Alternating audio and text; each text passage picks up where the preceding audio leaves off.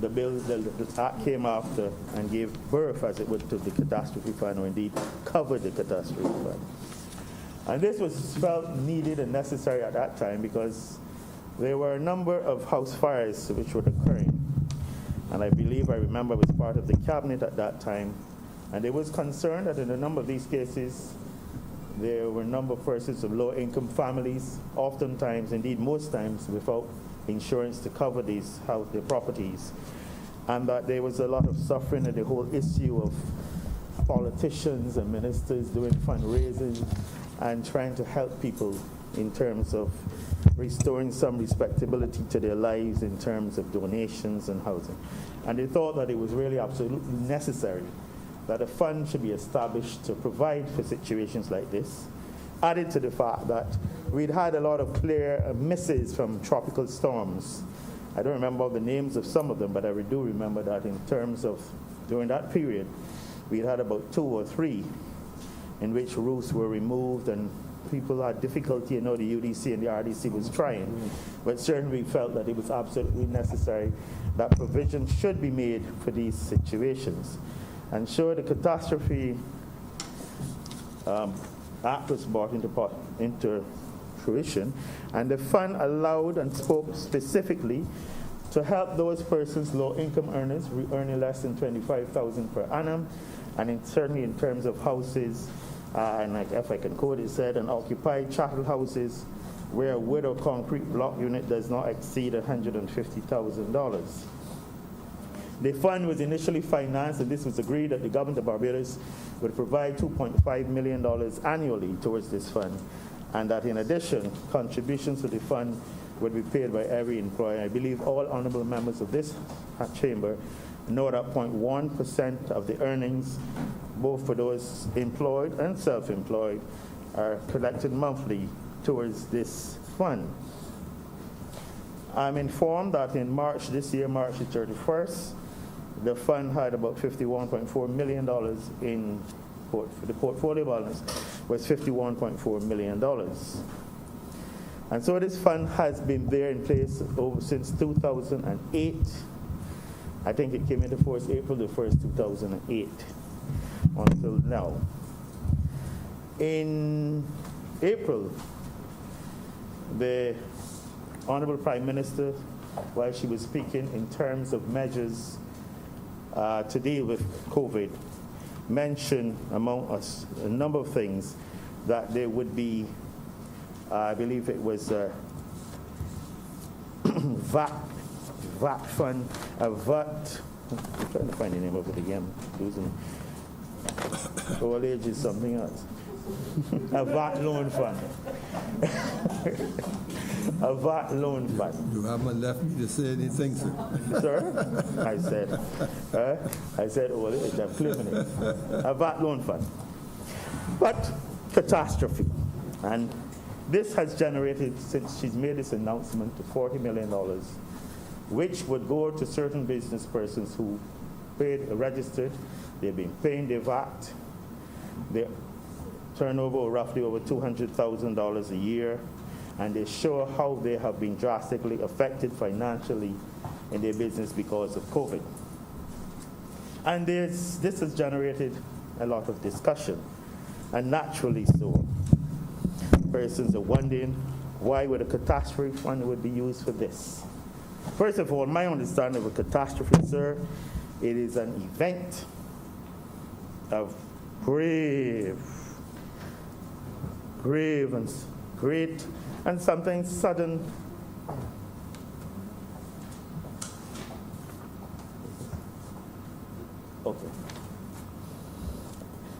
severe damage, and suddenly it occurs. And it can cause damage and or suffering. And I'm saying that the present COVID pandemic is almost, to borrow a phrase from the younger generation, almost like a double whammy.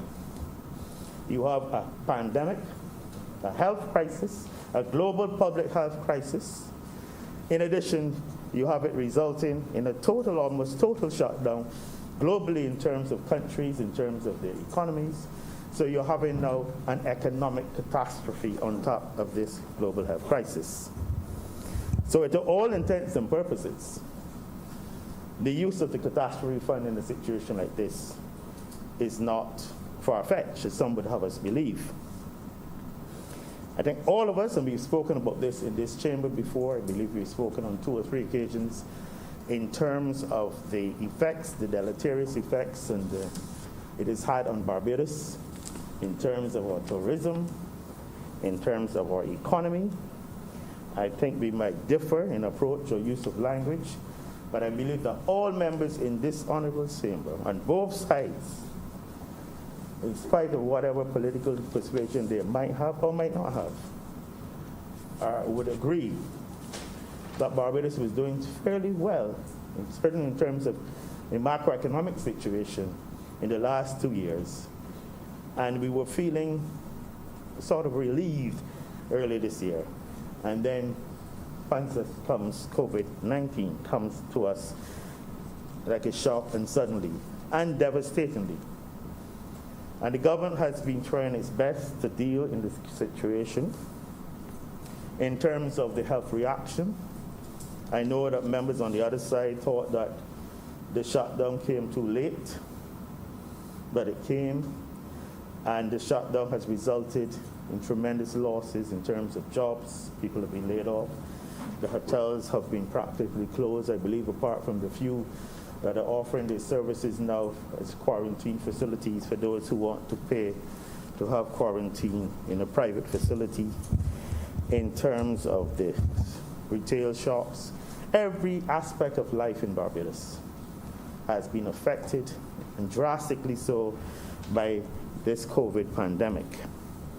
And the government, a government that has been accused in this very chamber by members on the other side of not caring, has endeavored to assist in all sectors.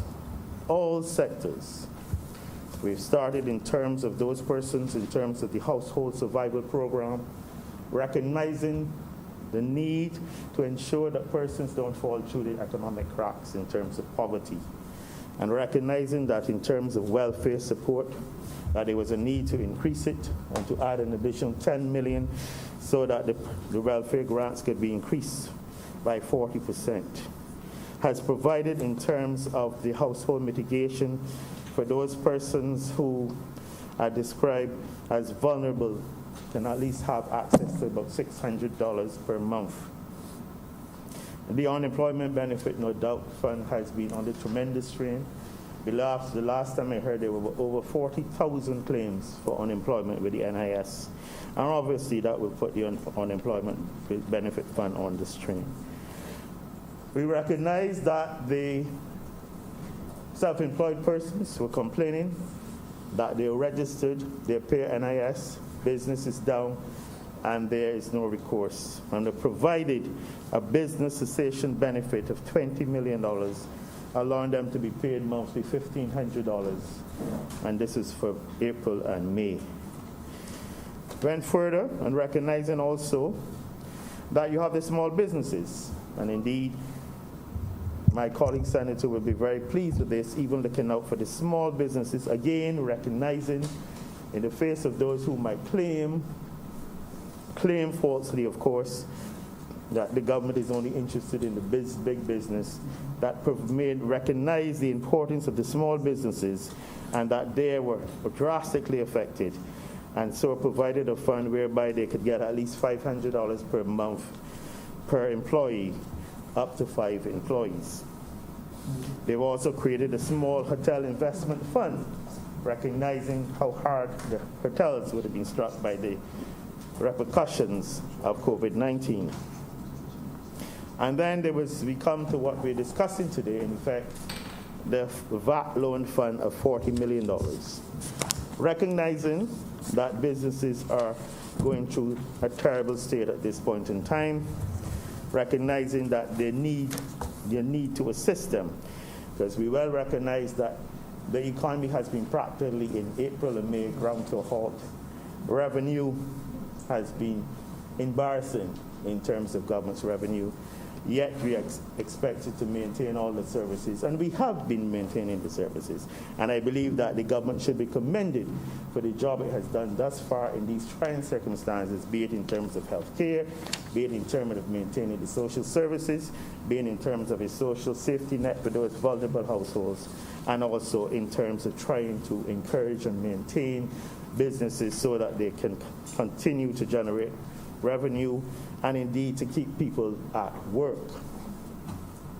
And hence, they thought it would be useful having these funds. It is a catastrophe, and to provide some breathing space for these businesses. As I said earlier, there are certain criteria in terms of them being registered and paying VAT, and in terms of them being to apply to this fund for 12 months, interest-free, and I think they're entitled to 50% of what they would have filed previously in terms of VAT.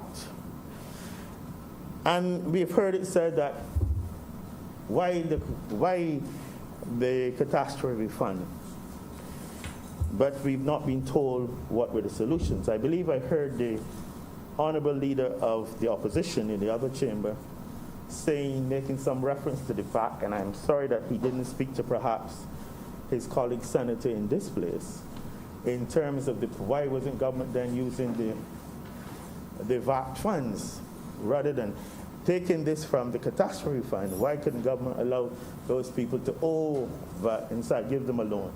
At a time when I said that revenue has almost dwindled to zero. So you're saying that we've drastically reduced VAT income coming in, VAT revenue, that you should even make it worse by using this to stimulate the business sector.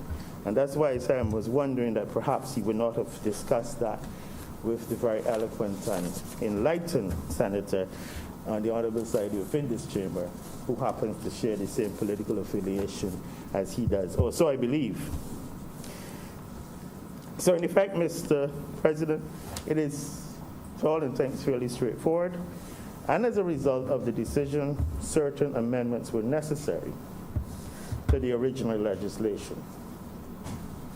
As a result, Section 2 had to be expanded in terms of the definition of a catastrophe to include the term global pandemic and non-natural disasters, and they have gone further to include acts of terrorism and breaches of cybersecurity, recognizing the state of the world in these days.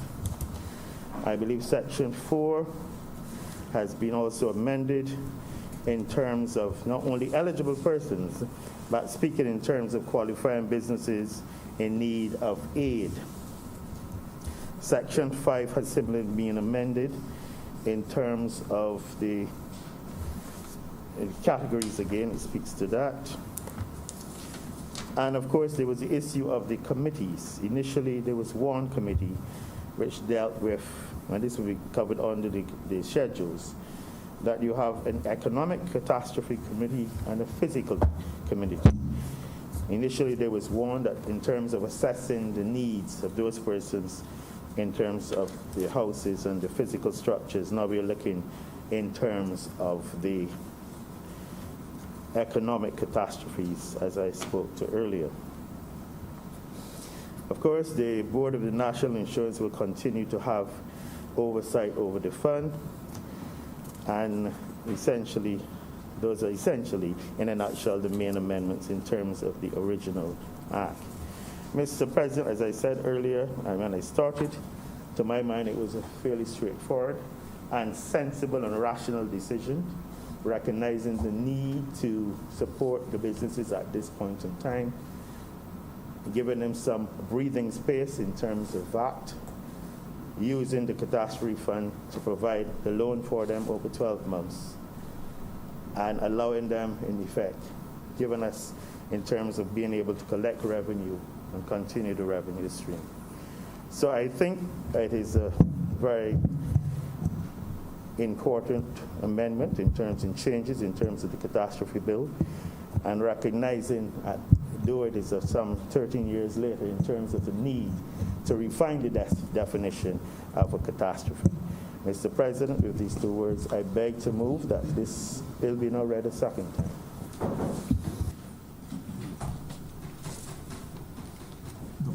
Thank you, Senator.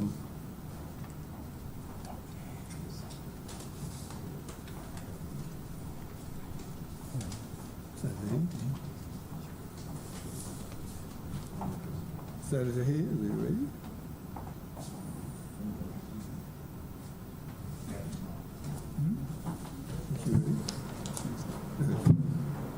Senator Drake. Thank you, Mr. President. I raise this morning to make a brief contribution towards the catastrophe fund bill that is before us. And I think the leader of government business did a reasonable job in giving us an overview of why the old act is being repealed and this new act is being brought into fruition, I should say. But sir, I want to just quickly highlight some of the major changes that I see within the new bill. The first clause, sir, that speaks to committees, as was rightly noted, speaks to now 2 committees that would oversee how claims. Yes. I hope this is better. Yes, very much better, thanks. How claims are now processed with a physical catastrophe committee and an economic catastrophe committee. And sir, I commend the government for including those 2 committees and outlining them explicitly within the legislation, because I think what COVID has shown us is that we need to be a bit more comprehensive in how we treat the disasters and what are the direct and indirect effects from disasters, because although we're dealing with a health crisis, this is very much an economic crisis, and some have also called it an economic catastrophe. So I believe that measure, as it relates to the introduction of those 2 committees in clause 6, if I said 2, just my apologies, but clause 6 to the bill is to be commended. Sir, what I'd also want to highlight is in clause 8 of the bill. It states that the Director of National Insurance shall A, keep proper accounts of the fund and proper records in relation thereto, B, prepare a monthly statement of the accounts of the fund, and C, no later than 2 weeks after the end of the month, submit the statements to the Chairman of the National Insurance Board and the Director of Finance and Economic Affairs. And that clause goes even further, and it states in subsection 2, the accounts of the fund shall be audited at least every financial year by the Auditor General. Sir, and this is where I'd like to start to make the intervention regarding how we manage the National Insurance Fund in its totality. Sir, with no actuarial review since 2016, it could be said that we're almost operating somewhat blindly. Operating somewhat blindly as it relates to the actual value of the financial position of the national insurance. And know that we have the significant impact of over 40,000 claims being processed through the NIS and placing more pressure on the fund. I think, sir, it may be time that we put that the actuarial review is actually legislated. And that, I think, would have been a good addition to this bill this morning. What we do know as it relates to the claims, as it relates to unemployment claims, is that the last figure I've heard in the public domain, I don't know if that figure has been updated. I stand corrected if there's a new figure to date. When we were at 23,000 claims, just about, it was about $26.4 million. And I don't know what the over 40,000 claims being now processed, what number are we at now as it relates to the total amount? What is the value of those claims to date? But sir, that is all on the backdrop. As I said, we have not had an actuarial review since 2016, and we've also experienced, or the NAS rather, has also experienced a hit due to the debt restructuring that we've just recently wrapped up as well. That loss, Mr. President, I believe, over the course of the debt restructuring was amounted to $1 billion. I'm not sure I stand corrected as well on that figure. So those are some areas which, for me, I think, and the rest of Barbados would prompt us to include in legislation that it be mandatory that we have actuarial reviews of the NIS. I am not sure if that is outlined in the NIS Act itself, but surely it is not outlined here under the catastrophe fund bill that is before me. Sir, another factor that is also going to play heavily on the NIS is that of the recent pronouncement by the Prime Minister as it relates to our population. We have an issue where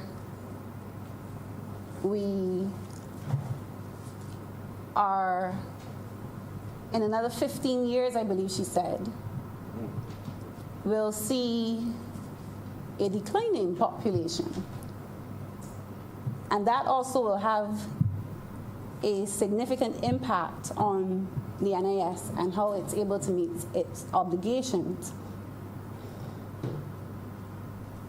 Sir, if we're also saying that we have no actuarial review since 2016, we now have an economic catastrophe on our hands that millions of dollars are being paid out on the backdrop of less benefits coming in because of the lower employment levels, then, as I stated, I think that it is time that maybe possibly we legislate actuarial reviews for the fund.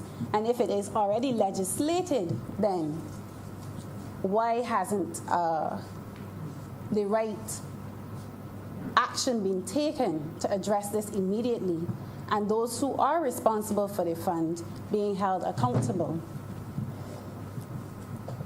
So, sir, looking at the bill and noting its original intent, and I know a lot of people would associate the catastrophe fund with the hurricane season and any claims that would be paid out in the hurricane season. I also have not heard as well what is the state of the catastrophe fund, what is the value of the amount in the catastrophe fund. And I say that not necessarily being facetious, but given the fact that the hurricane season that we're in now has been classified as going to be well above average.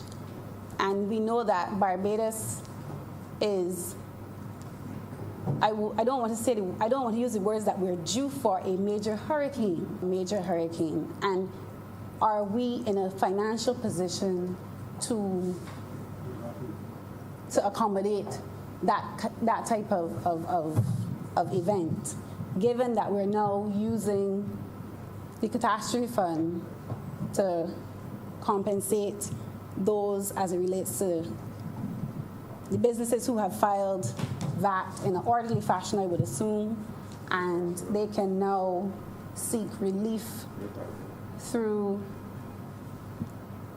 I'm hearing aside, sir, how they can seek relief through the catastrophe fund.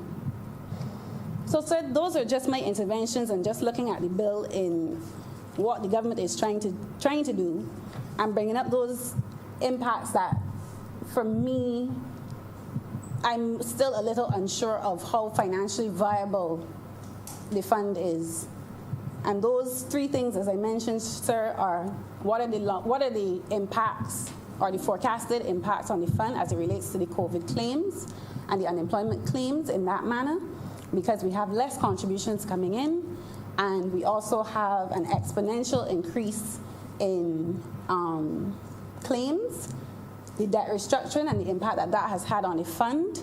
And then, as I said, that medium to long-term issue of population and how are we going to address that in the future, given that we are in a place where we have to look at how do we populate Barbados in a way that we still have our systems functioning in a way that finances the older generation or the more mature generation going forward. So, sir, those are just my few interventions, and I hope that some of the questions I would have posed, there are some answers. But one of the things I really want to hit home is the legislating of an actuarial review of the NIS. And with that intervention and contribution, Mr. President, I thank you and I'm obliged to you. I recognize Senator Dr. Haynes.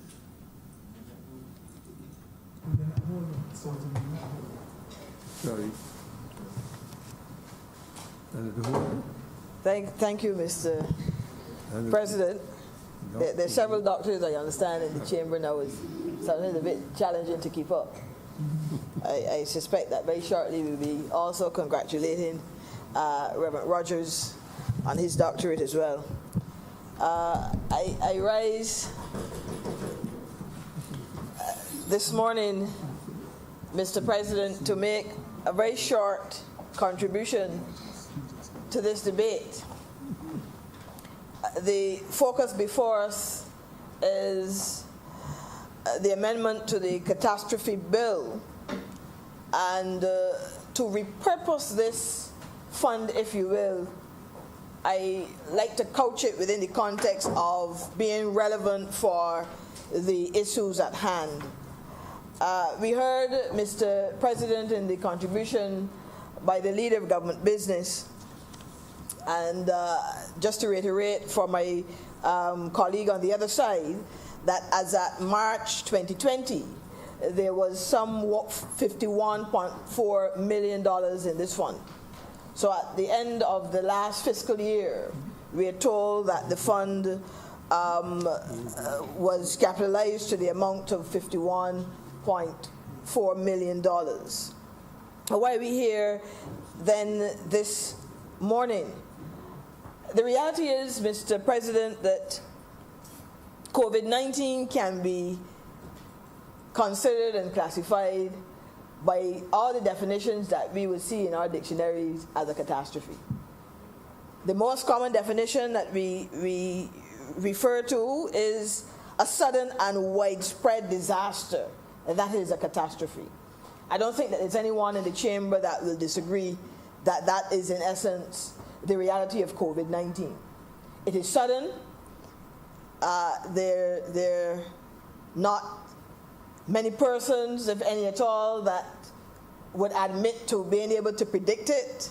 I know that there's some who refer to the work of Nostradamus of old, but I don't think that there's anyone that would readily admit to being able to predict COVID-19. So it is sudden. It is a sudden issue. It's a sudden crisis. And it is widespread. It's a widespread disaster. It has left a deleterious impact on not only our economy, but also our community. So we know that it qualifies as a catastrophe. Now, why am I emphasizing this, the beginning of this intervention, this short intervention? Is because, Mr. President, I've heard in the other place, and might I add, in the public domain, queries and questions around why would we wish to touch these funds at this time, that COVID really do not, justify these funds being used. And Mr. President, I would hasten to disagree, because this is, in essence, a disaster that has struck this nation. And, government is about governing, and government is about making decisions in the best of times and making decisions in the worst of times.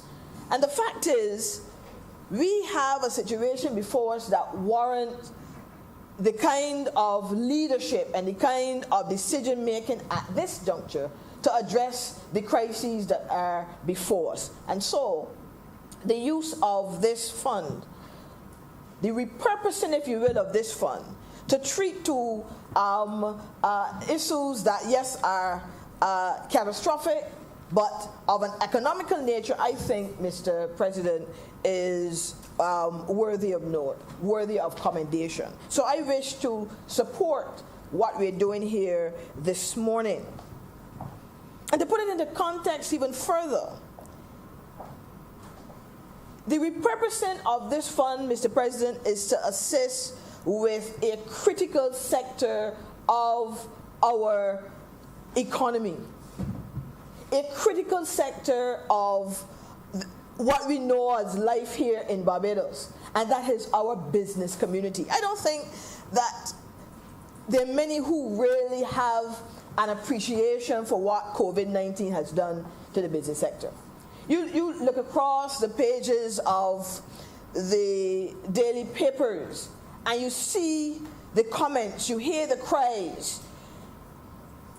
Where I sit, Mr. President, I have to deal with this on a daily and a weekly basis. I'm saying to this chamber that businesses out there are suffering as a result of this catastrophe, as a result of this disaster. No fault of their own, Mr. President. No fault of their own. Because COVID-19 came upon us, as I said before, suddenly. At the end of the last fiscal year, all of the data would have suggested to us that Barbados was on the right track relative to its fiscal position. Government would have spent the last 18 or so years, as we know, in this program, seeking to what I would describe as steady the ship of state, to make sure that our economy did not fall off the cliff, as it were. We know that there was a target of a 6% surplus that was met. We got the glowing reports from the IMF. I know a lot of people don't like to hear of that organization, but hello, this is a creature that we have to work with globally. But we got glowing reports. And so we were on track, Mr. President, to put our economy on a growth path. Here comes this catastrophe. Now, what is the role of government in these circumstances? Some time ago, I spoke to this reality that government, yes, has to be able to rise to the occasion and defend and protect the vulnerable. I hold to that view strongly. But, and as I said, government is about governing. And so when we have crises, when we have these kinds of situations, government is, Mr. President, the one key player maybe in the overall society that has to do more to protect, that has to do more to preserve, that has to do more to steady this ship. And I'm satisfied that that is what we are seeing in the repurposing of this fund. That government understands that it has to make sure that the business sector does not fall through the cracks and therefore provide these funds to help support those that would need them at this point in time. No, Mr. President, that, in my view, is worthy of commendation. I know that there are those who would oppose for the sake of opposing. This seemed to be the reality of politics, maybe. The reality of some who, I don't know, maybe can blame it on COVID. They're at home and maybe a little more time on their hands, and they are opposing for the sake of opposing. I could not fathom why persons would object to repurposing this fund. I couldn't fathom. I mean, I listened to the debate in the other place, couldn't understand. why you would have a challenge with being able to establish at this time a buffer for the business community. And you're doing so against a backdrop of in excess of $1.7 billion in foreign reserves. Mr. President, this is not the early 1990s when we had that catastrophe, yes, when we had that crisis, and we were not able to rise to the occasion primarily because we did not have the reserves. We didn't have the buffer, but having now in excess of $1.7 billion in foreign reserves, we have the import cover. We're also aware of the fact that the BERT program, funded by the IMF, is supported by a number of contractual conditionalities, if you will, that I'm told include the various disaster clauses that should a disaster strike, God forbid, that we're able immediately to trigger those clauses and therefore be able to access the resources that are needed in the millions of dollars, might I add, to help recover during such a disaster. So when you look at the context, Mr. President, we have been able to put in place the safeguards in the event of a disaster. And so my first thought is, why? Why would persons oppose, object? Why? Mr. President, I don't understand it.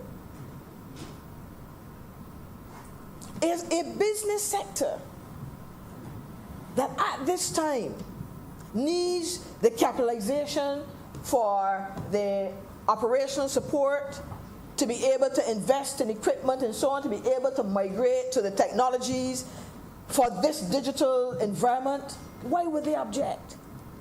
But, Mr. President, instead of concluded that we live in a time, unfortunately, so when people will object sometimes just for the sake of doing so. But I am satisfied.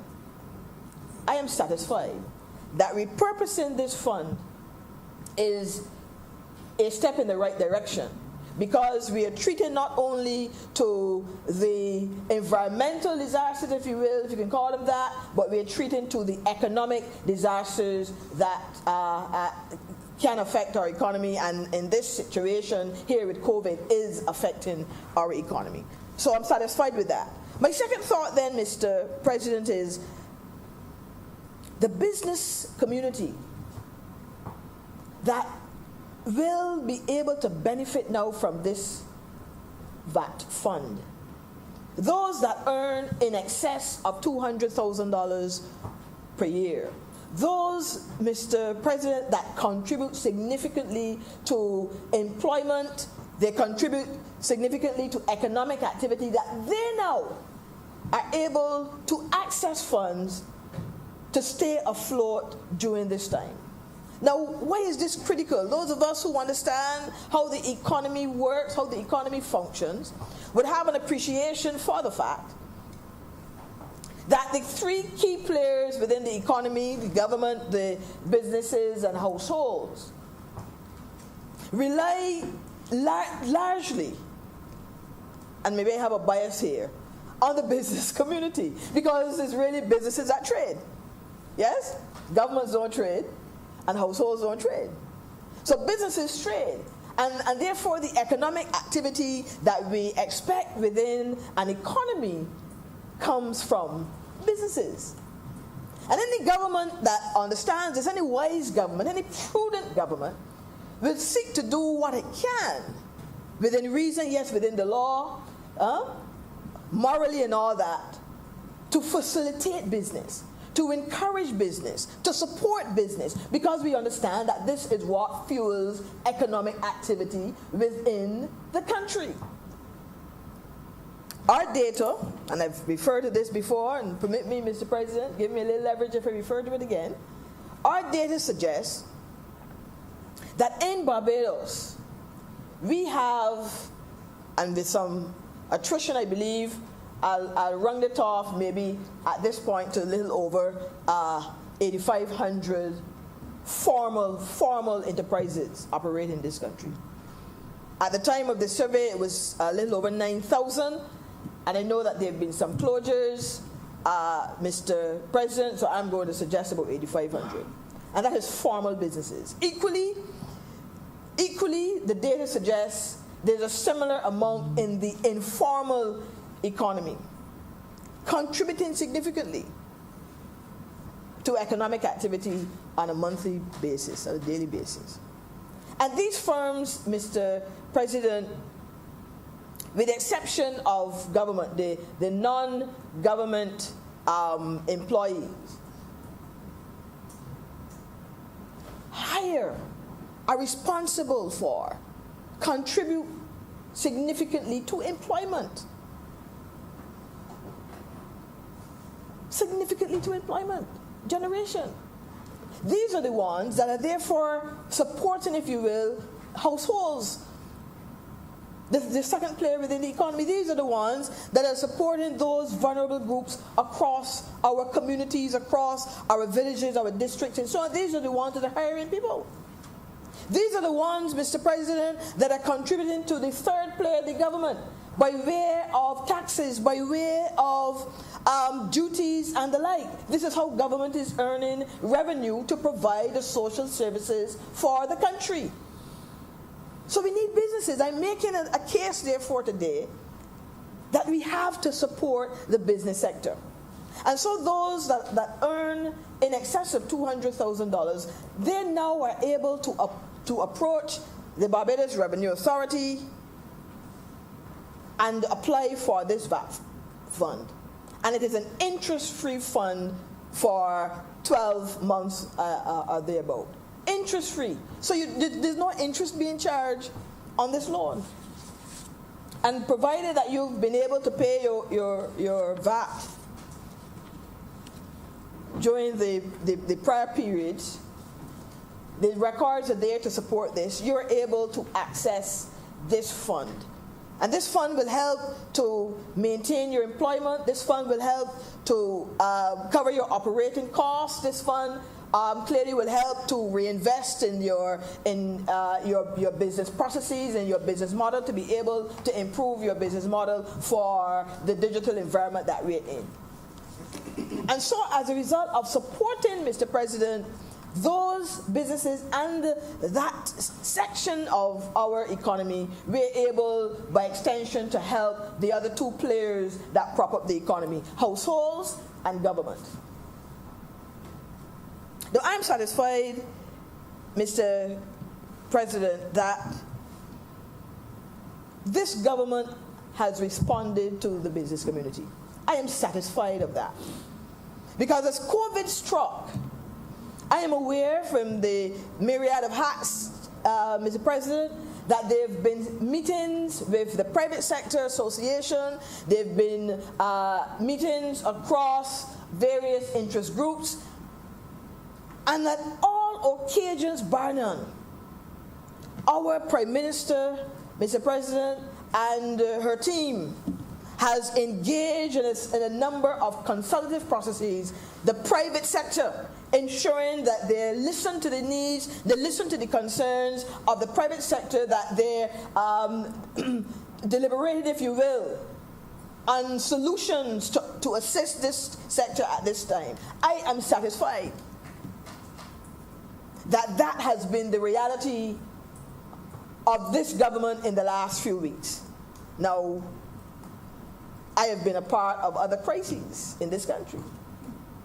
I have been a part, Mr. President, of an organization I lead when we had other catastrophes, if you will, other disasters that struck. And I can say to you without fear of contradiction that that was not the case with prior administrations.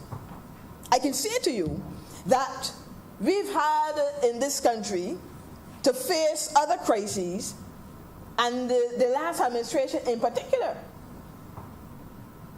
did not hold the kind of consultations and the level of dialogue that we are seeing today with this administration. I can tell you that, Mr. President, without fear of contradiction. So what we are seeing, therefore, is an effort on the part of government to listen to the concerns of the private sector, to engage in finding solutions, to engage in identifying what are the answers to the problems, to the questions that confront us.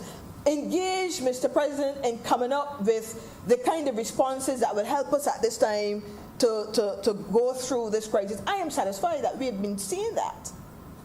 And so the call for financial support, the call for a fund that can help businesses to capitalize their operations at this time, that call came out of these consultations.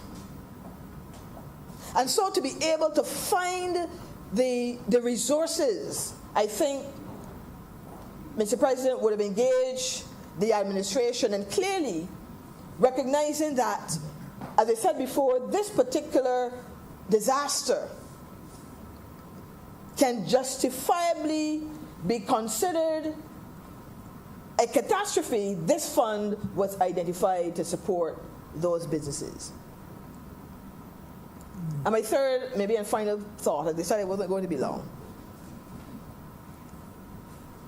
Yeah, only one more point, Mr. President.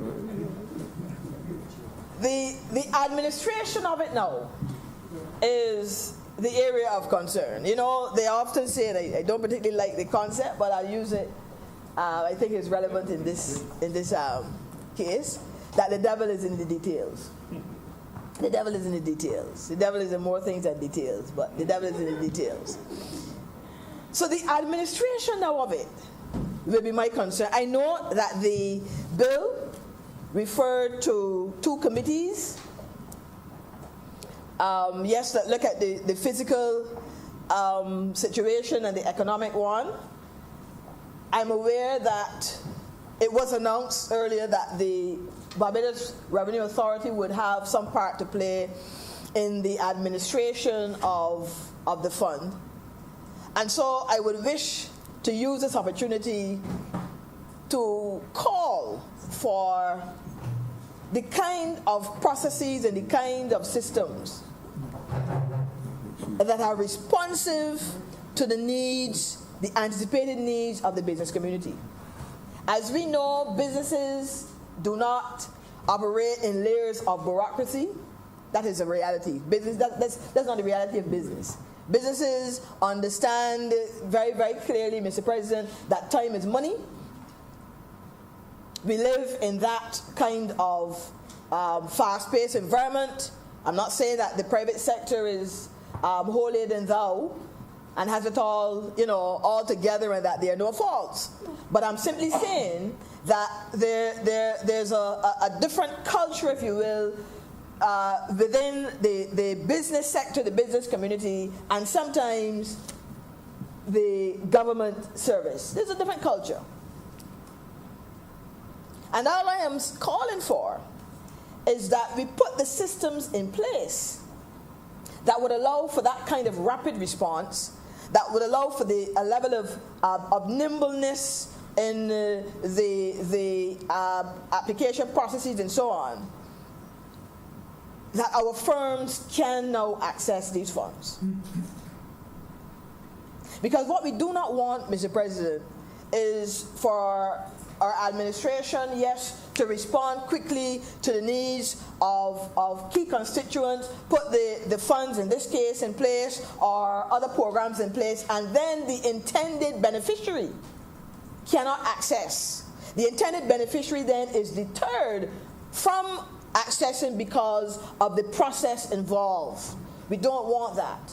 So we want to make sure that all persons appreciate that we are in this, yes, together, and therefore the government service, the government departments that will be responsible for administering this need to appreciate that time is money. need to have a greater understanding that firms cannot wait inordinately long periods of time to be able to access financing in this particular environment. This, Mr. President, is something I would wish to echo, because we know, we've seen it time and time again. We've seen it in the past, where we put these mechanisms in place. We respond, yes, to the needs of our constituents, the needs of our sectors that we're here to serve.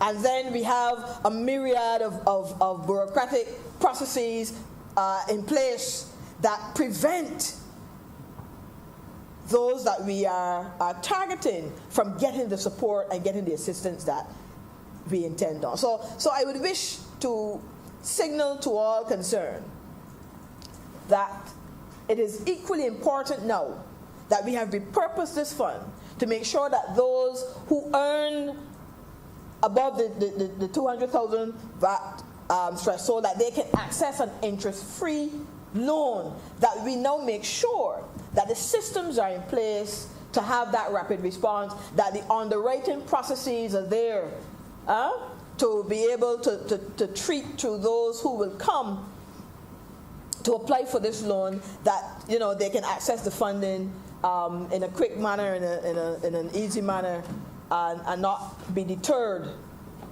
from this process.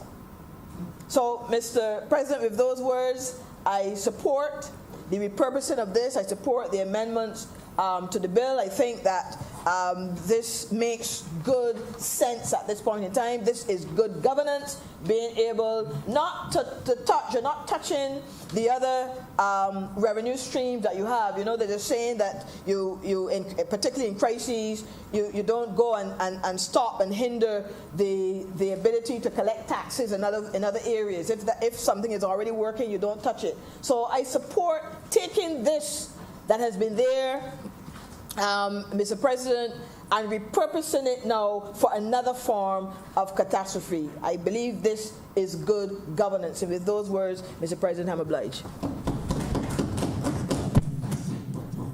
Thank you, Dr. Holder. I now recognize Senator Dr. Haynes. Good afternoon, Mr. President and colleagues. I just want to make a brief contribution on this bill. So globally, we all know that COVID has caused around 7 million infections and over 400,000 deaths. But even so, the UNDP has said that COVID-19 is much more than a health crisis. There's been a lot of talk in public spaces about what is a catastrophe, why are we raiding the catastrophe fund? But if ever there was a catastrophe, no one can argue that COVID-19 is not the mother of catastrophes. The fund was originally created in 2007, and it had a very, very narrow focus. Literally, it was created to allow for home repairs on chattel houses that were damaged in the case of, based on the definitions outlined in the act that we're now trying to repeal, a very narrow range of environmental disasters, including storms, floods, storm surges, those kinds of things. But 23 years later, there's a necessity to adapt that legislation to a more modern context. So if you look at the bill before the House today, it is amended not only to include the environmental disasters that were outlined in the original legislation, but we've added pandemics, we've added cybersecurity attacks, and we've also added acts of terrorism. And that is something that I believe is laudable. It is very forward-thinking. Based on the range of things that have been added, we're not waiting for the potential act of terrorism or cybersecurity attack to occur. We're preempting that and making sure that we're prepared so that those funds can be dispersed rapidly in the case of an emergency. But not only are we amending the range or the spectrum of catastrophes that are covered, But in addition to allowing individuals whose homes may be damaged in the event of a natural disaster, because those low-income earners are not being excluded in this bill, they've still been included, but what the legislation has sought to do is also to address the need for, and not big business, I kept hearing a reference to business, but to address the needs for small business owners, the hairdressers, the people who might have a small catering company, a small medical practice like mine, to be able to survive what has no doubt caused the greatest economic fallout that we've seen, I believe, since the 1930s. We've seen a situation where over 43,000 unemployment claims have been submitted to the NAS department. It's projected that there's going to be about $450 million shortfall in government's revenues for the year. We've seen schools having been forced to close, entire sectors like tourism being shut down, airports closed, borders closed. The impact cannot be understated, but there's a need to be nimble and adaptable and responsive in times like this. I just wanted to address a few things because it's not a situation where Barbados alone is looking to do this. I did a bit of research, and what I found is that both the IMF and the World Bank had actually made some changes to how they did business, even predating COVID. So in 2015, the IMF transformed what was then known as the Catastrophe Containment Relief Trust to something called the Post-Catastrophe Debt Relief Trust, where they specifically included the risk of a spreading epidemic. The World Bank in 2017, for the first time, launched what are known as pandemic bonds, which sought to have what they call surge funding disbursed to developing countries in the event of a public health crisis. So even though Barbados hadn't changed legislation in anticipation of something like this, the moment has arrived. Just very briefly, because I feel like speakers like Dr. Holder and Dr. Walcott have been quite comprehensive in their contributions, I just wanted to also address two things very, very briefly. The fund had a value of roughly $51 million at the time that we decided to access the funds and to divert them to support not just small businesses, but self-employed persons.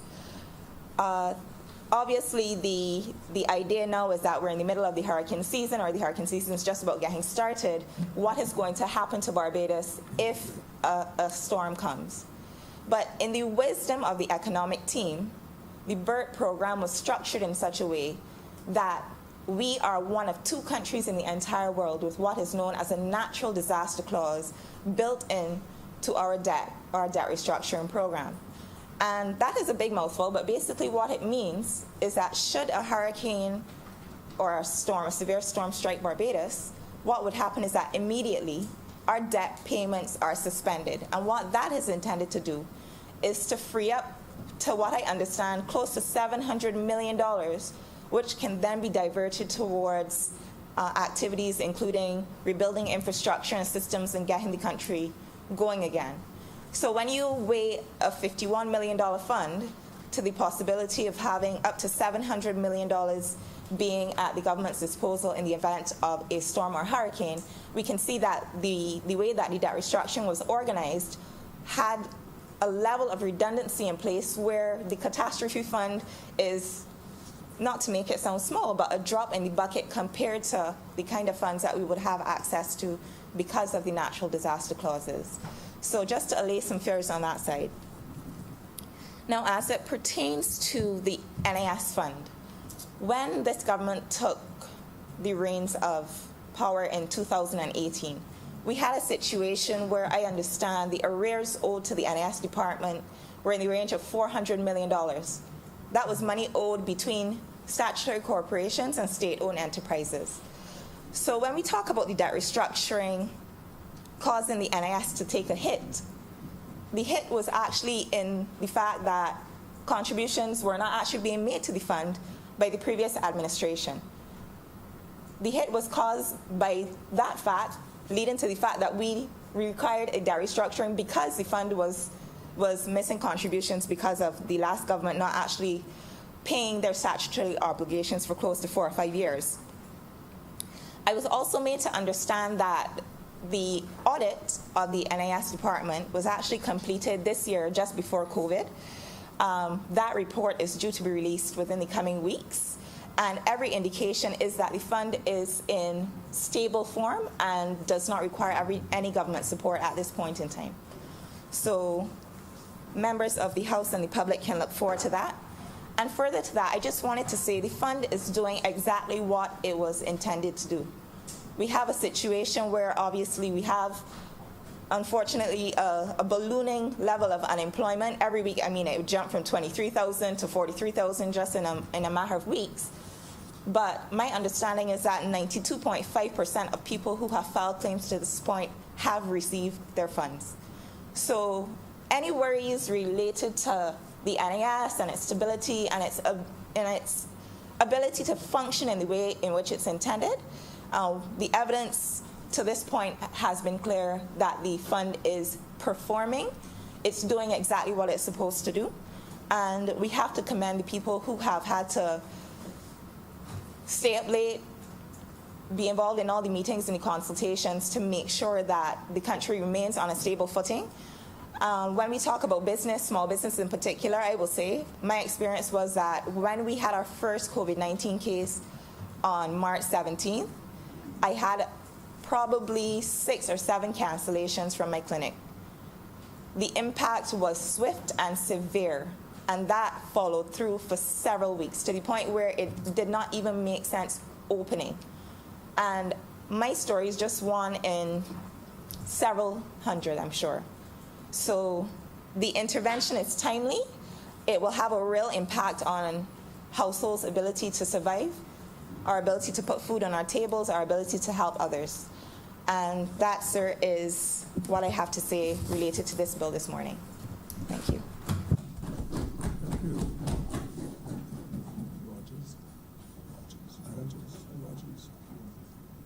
Senator Rogers? Sands must speak. Sands. Senator Sands. Sorry.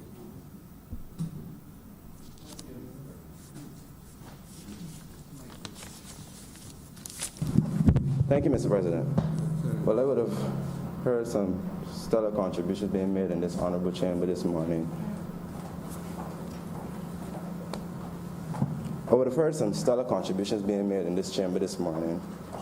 I would like to commend Senator Holder, because a person in her position who has her heart and ears to the pulse of the business community would know firsthand the impact that COVID-19 has had on the business sector in this country. Now, the leader of government business would have given you a brief overview as it relates to the purpose of this catastrophe fund. And just a quick overview, I would go over a few things with you. Now, this catastrophe fund was first enacted in 2007. And the initial purpose of this act was to provide financial aid to lower income earners, persons who earn $25,000 or less, and owned charter houses that was valued at $150,000 or less. So the purpose of the catastrophe fund in 2007 was specifically to deal with those persons who might be impacted by a natural disaster if it was to occur. And the Catastrophe Fund Act of 2007 would have listed a number of events which would be considered to be a natural disaster so as to initiate the fund. Now, the events that were listed, and I will just list them for you. It was a fire, earthquake, storm, hurricane, sea surge. Most of these things, if not all, were all natural disasters. Something that was unforeseen, that has occurred, has wreaked havoc, and now this fund is initiated to help those persons, those specific group of persons, with aid in terms of rebuilding and repurposing their homes. Now, COVID-19 came onto the scene in 2020. No one could predict or foresee the type of impact that it would have in this country. Now, COVID-19 is a two-headed snake, a two-headed monster, because it not only attacks us as it relates to our health, but it also attacks us as it relates to our economy. There's no rule book to deal with a pandemic.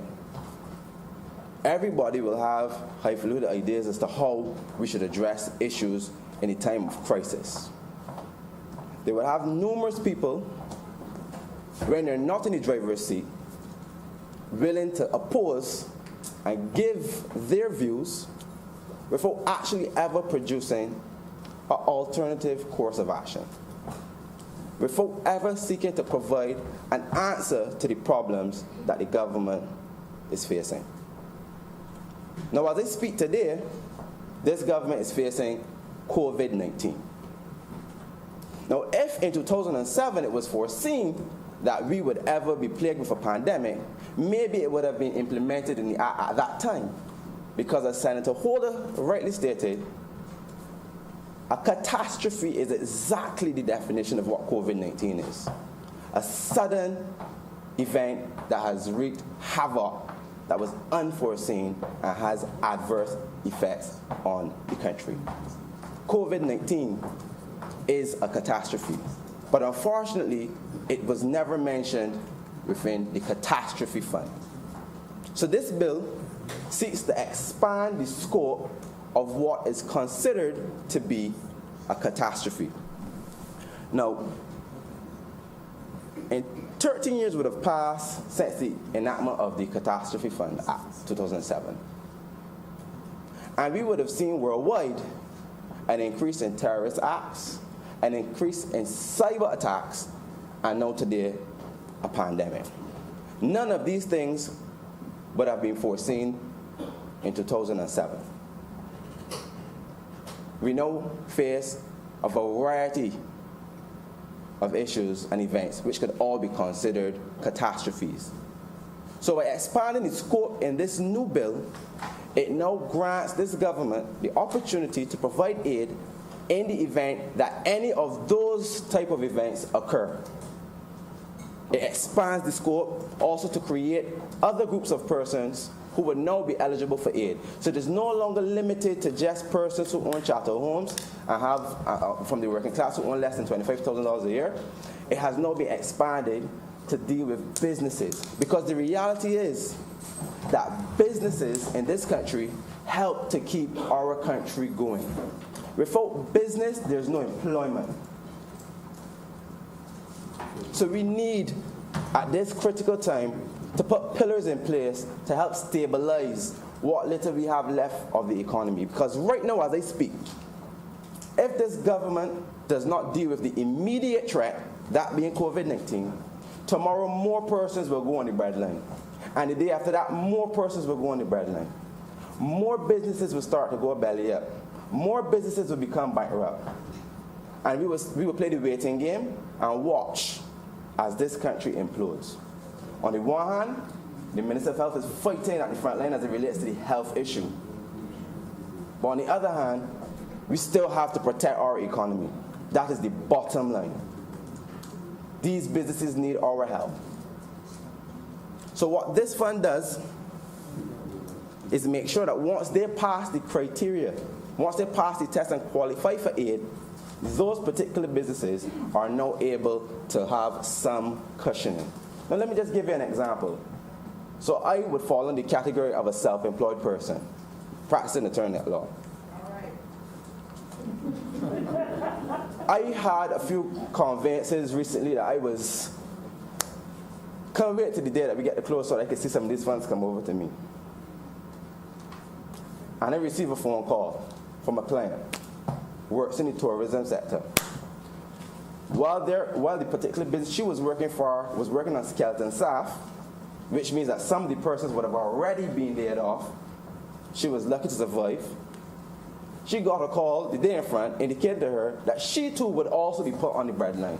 So her entire life has been put on hold. She intended to buy a piece of this rock. And now the bank or the lending facility is not inclined to release the funds because there's no guarantee she may ever get back her employment next month or the month after. Now, if this fund had been enacted at that time, maybe that business might have been able to keep her employed. And she would be able to continue her life. Granted, the purchasing the property might not be the priority right now at this time, but the point is she would remain employed. This is what this fund will seek to do for many of those businesses right now who pre-COVID-19 were growing businesses, were functioning businesses, were operating normally. But now we stand the risk of losing a significant amount of business in this country. If you take a walk into some of the malls right now that are open, you will notice that some doors are closed and some stores are actually taking things off of the walls. What that says to me is the ones that the doors remain closed may have resources to pay the half rent or whatever is required for them to keep the space. But the others that don't have resources, that don't have any aid, also fall under the self-employed, also fall under the business sector, have no recourse. And as a result, they have to shut down their entire operation, send home all of their staff. That is the impact that we have as it relates to COVID-19. So when I hear persons suggest that this government is seeking to raid the catastrophe fund, I don't like the word raid, but if he wants to use the word raid, so be it. The reality is that this catastrophe fund is a lifeline. And once it is implemented the right way, the correct way, many persons in this country will be grateful for it. They'll be happy to know that they have a government that is willing to assist the self-employed persons and the business society that did not have any other means of recourse. Remember, these are persons that cannot go to NIS and seek unemployment benefits. These persons don't have a recourse. So if we do nothing with the immediate threat, we stand the risk of having an even major catastrophe post-COVID-19.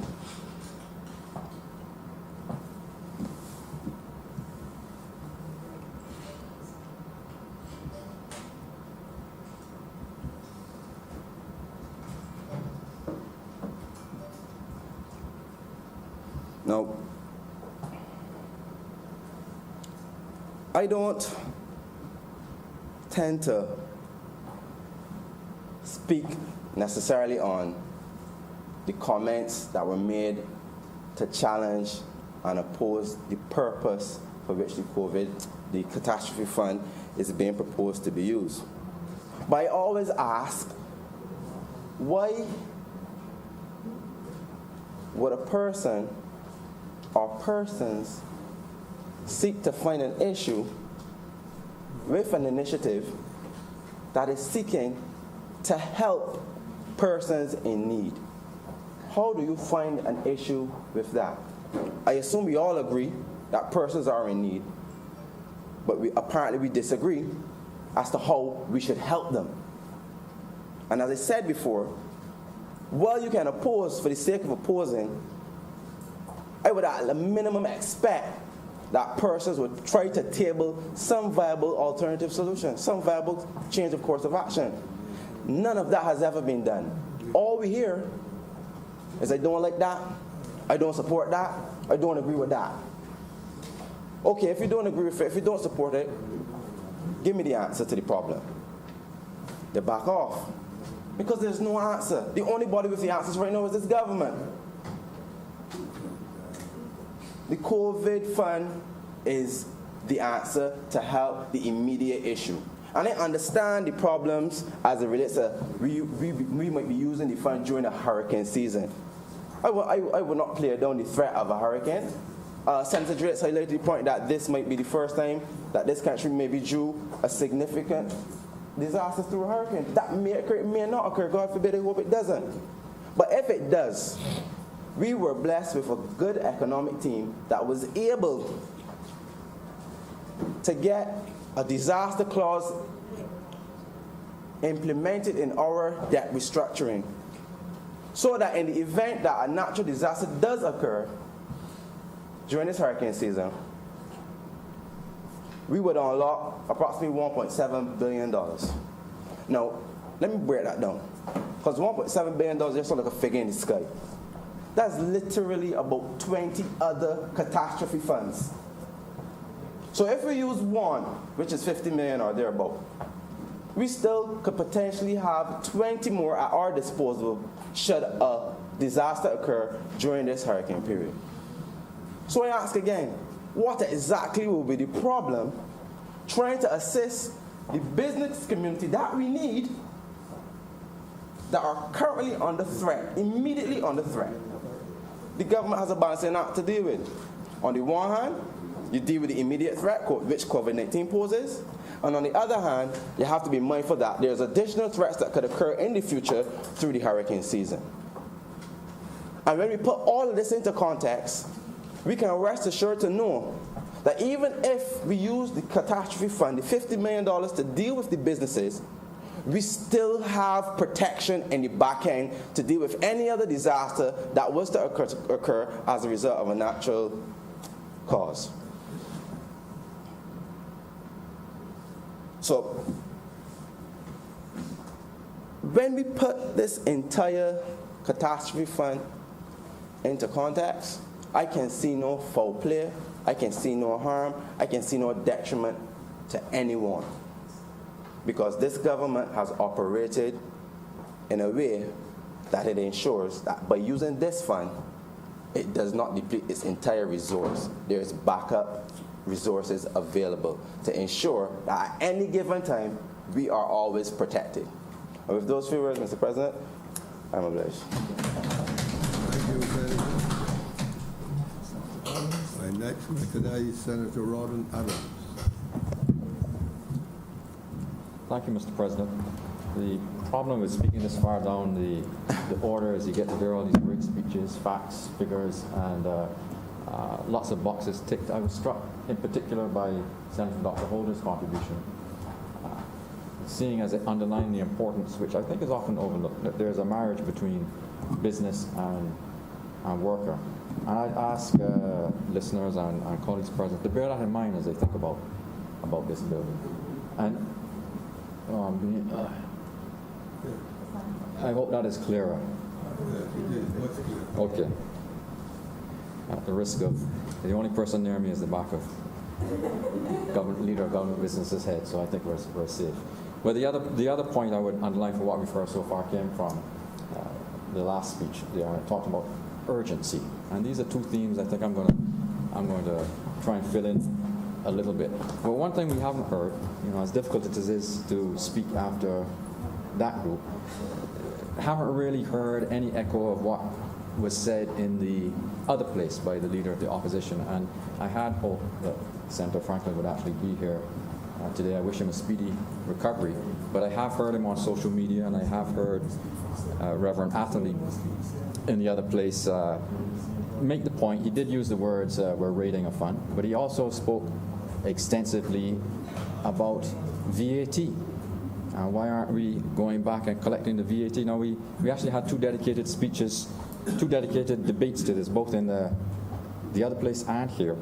I think the government covered all the objections, all the comments, all the observations, and I recall Senator McConney making a great conclusion to that debate in here, in which it was dealt with pretty comprehensively.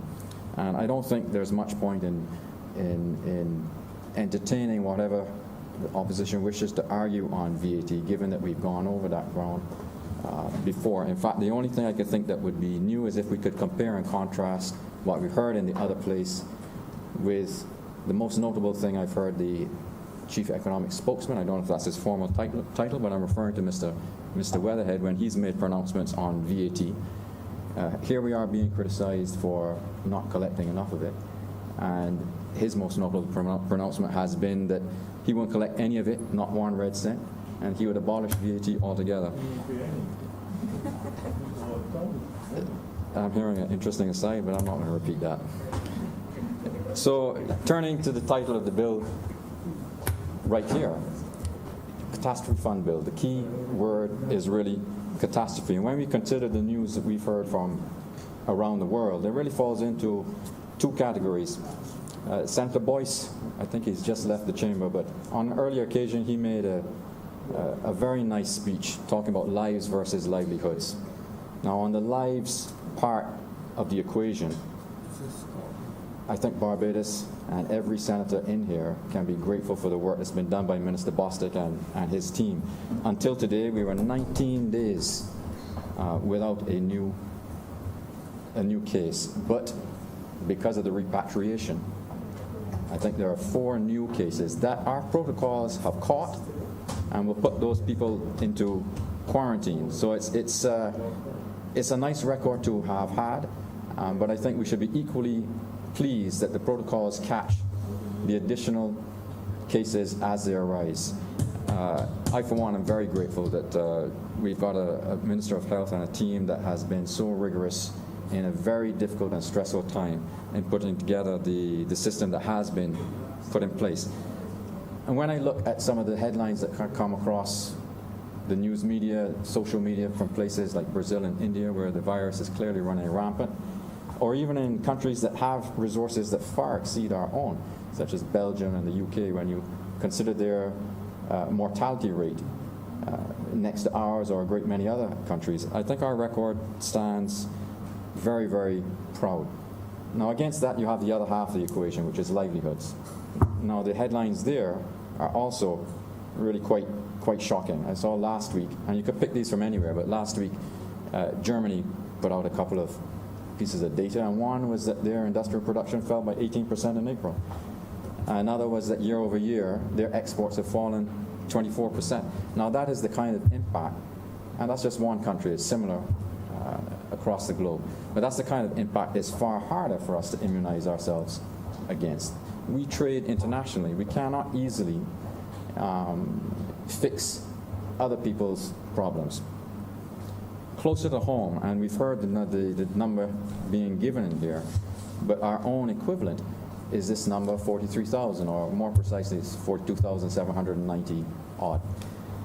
This is the number of people who are claiming unemployment benefit and putting a great deal of strain on the NIS. Now, there are many countries that don't even have a welfare system that could have coped with that volume of unemployment claimants anyway.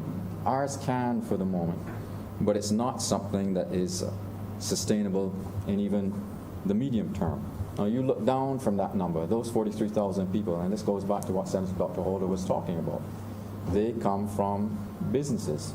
In this country, there are about 1,000 businesses that trade between $500,000 and $20 million a year. That's their sales turnover. And they by far represent the bulk of our employers, but also the contributions to NIS and the contributions to the tax take. Now, anecdotally, I know some senators in here live off anecdotes, so I'll concede straight away this is anecdotally, not hard data. But in the restoration, food and restaurant business, it looks like many of those firms are running at 20% of what they normally turn over. That is catastrophic, to use a word that we're going to hear a lot today. And further down the chain, anything connected with tourism is probably running between 0 and 5, maybe 7% of what they normally see. So I look at those things and I hear comments about VAT and raids and so forth, and it strikes me that as enthusiastically as some in the opposition embrace social distancing, they may be taking it a little bit far in this example. They're just social distancing themselves out of the grasp of understanding the immediacy and urgency of the problem here. This is not about VAT. This is 43,000 people or thereabouts on unemployment benefit on a system that can't take that strain for a great deal of time. Now, why do I say that? We've also heard people saying, well, you already got taxes in this area, why don't you just use those taxes or that area? Senator Haynes earlier mentioned a piece of data in her contribution. the Ministry of Finance expects a shortfall in our tax take of $450 million.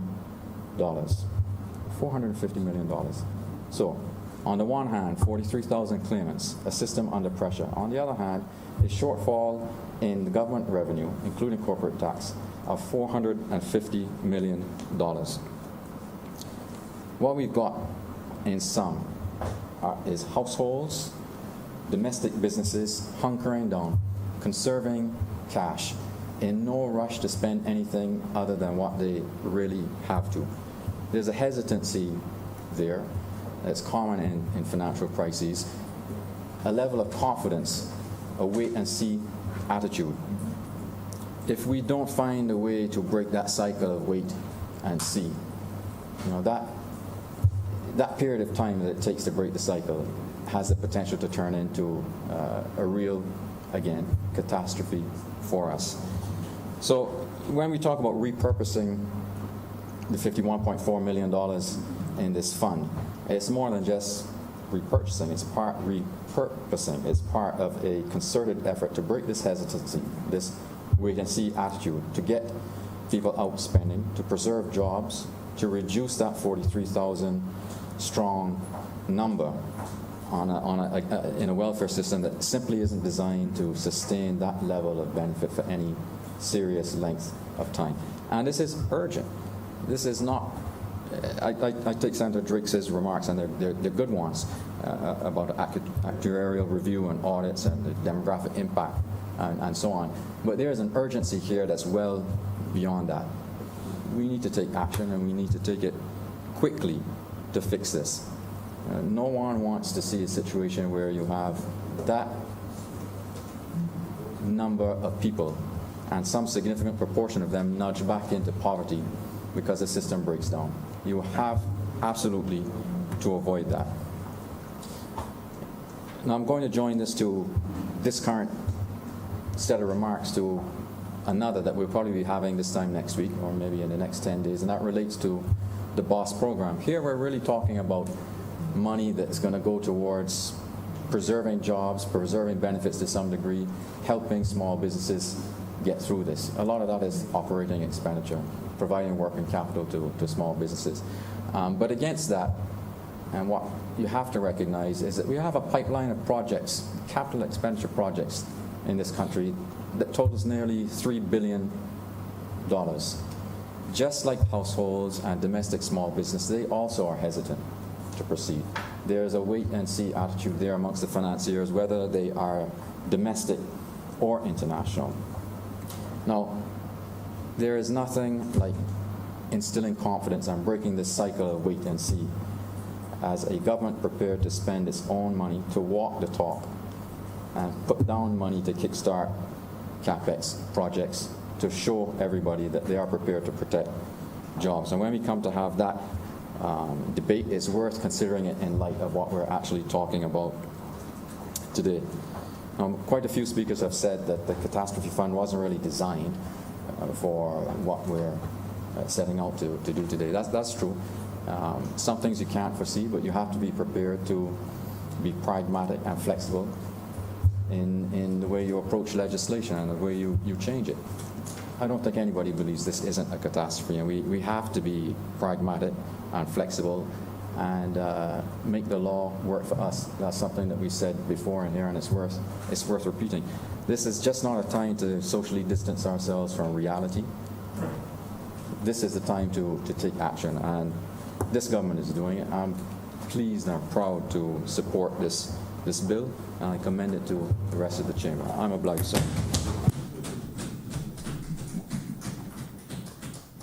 2 minutes or you want to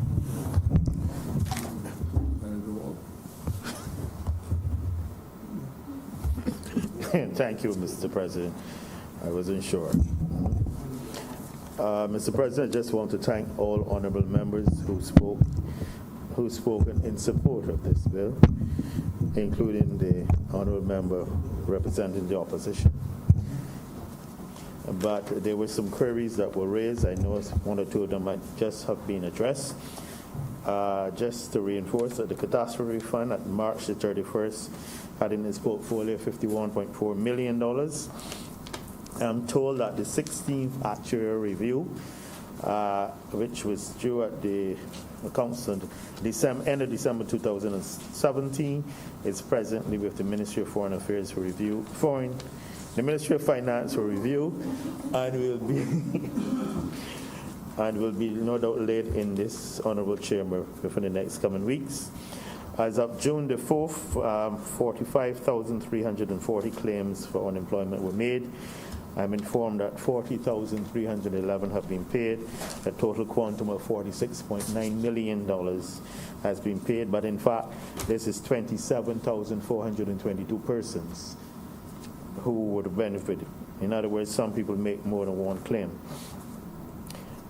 In terms of the, yes, and the Act provides for the actuarial review, and it's done every 3 years. So and the government of Barbados is committed to providing the NAS with appropriate liquidity when necessary. And I have no doubt that within the coming weeks, this will be addressed by the Honorable Prime Minister in terms of the NAS and its stability and its liquidity. With those few words, I want to beg that this bill be now read a second time. The question is that the bill under consideration be now read a second time. All honorable members in favor, please say aye. Those against, please say no. We think the ayes have it. Mr. President, I beg to move that Your Honor do now leave the chair and this chamber resolve itself into committee for further consideration of this bill. The question is that I do now leave the chair and the Senate resolve itself into a committee of the entire Senate for the further consideration of the bill before us in committee. All honorable members in favor, please say aye. Aye. Those against, please say no. The ayes have it, and we are now in committee.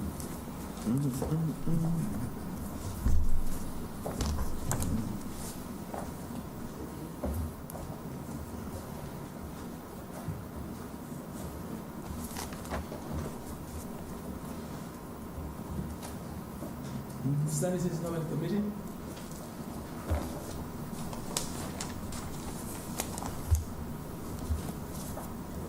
They can call in.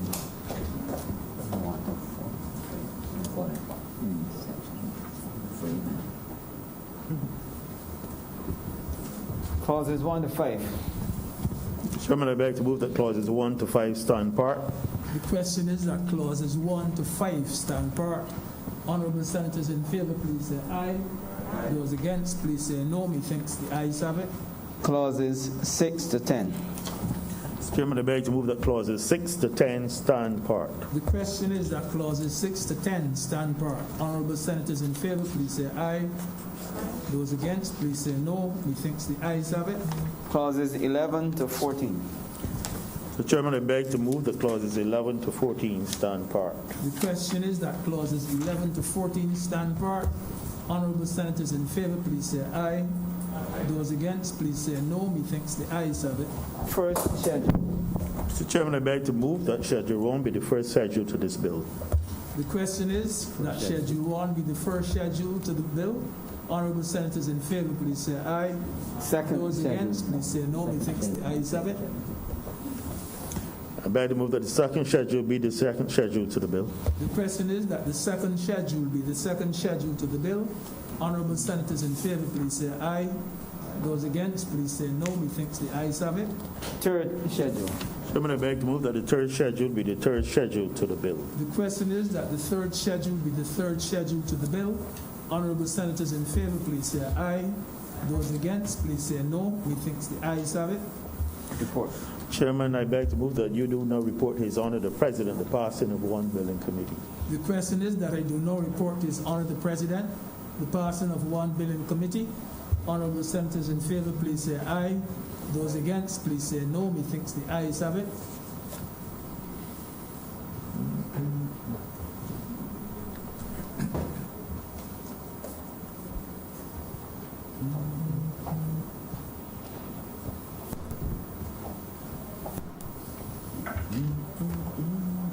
Chairman is reported to be the passage of the bill under consideration in committee. Mr. President, I beg to move that this bill be now read a third time. The Question is that the bill do not be now read a third time. All honorable members in favor, please say aye. Those against, please say no. I think the ayes have it. Mr. President, I beg to move that this bill do not pass and be cited as the Catastrophe Fund Act 2020. Question is that the bill do not pass and be so cited. All honorable members in favor, please say aye. Those against, please say no. I think the ayes have it. The bill has now been passed and will be so cited. Mr. President, I beg that this sitting to be now suspended until 2:15. Question is that this session be now suspended until the next hour, 2:15. All honorable members in favor, please say aye. Those against, please say no. We think the ayes have it, and we are now in suspension for the next hour.